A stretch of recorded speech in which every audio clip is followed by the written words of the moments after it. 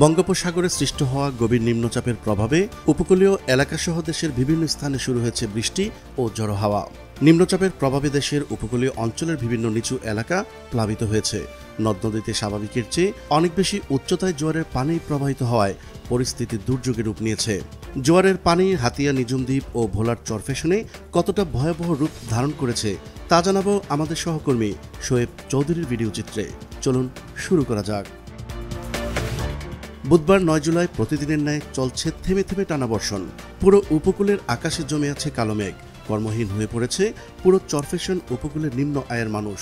গভীর নিম্নচাপে ভোলার পুরো উপকূল জুড়ে অতি ভারী বৃষ্টিপাত অব্যাহত রয়েছে। দক্ষিণ পশ্চিম মৌসুমি বায়ুর সক্রিয়তার কারণে সমুদ্রের সব মাছ ধরার ট্রলার ও নৌকা গত ৩ দিন ধরে ঘাটে অবস্থান করছে। ভোলায় গত ২৪ ঘন্টায় ২০০.২ মিলিমিটার বৃষ্টিপাত রেকর্ড করেছে আবহাওয়া অফিস। টানা বৃষ্টিতে শহর এবং গ্রামের অধিকাংশ এলাকা তলিয়ে গেছে।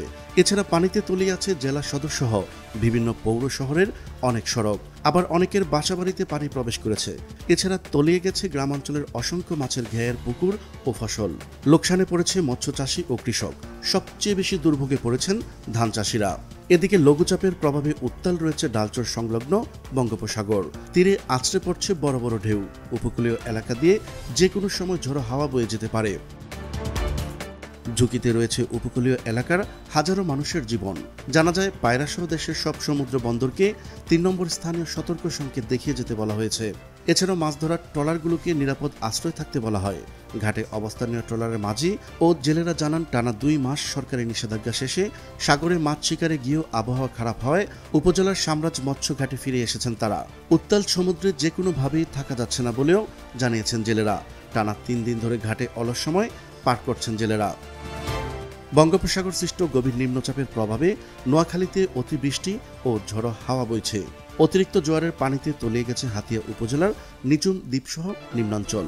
কষ্ট করে উপরে উঠতে গেছি, আমরা ঘর দুয়ার করে থাকুম যে ওই পরিবেশ আমাগো নাই।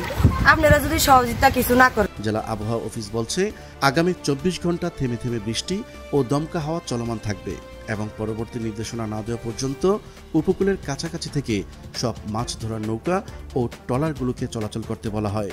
প্রিয় দর্শক, আজ এ পর্যন্তই। দেখা হচ্ছে পরবর্তী ভিডিওতে। ততক্ষণ পর্যন্ত মহান আল্লাহ তাআলা সবাইকে ভালো রাখুক, সুস্থ রাখুক। আল্লাহ হাফেজ।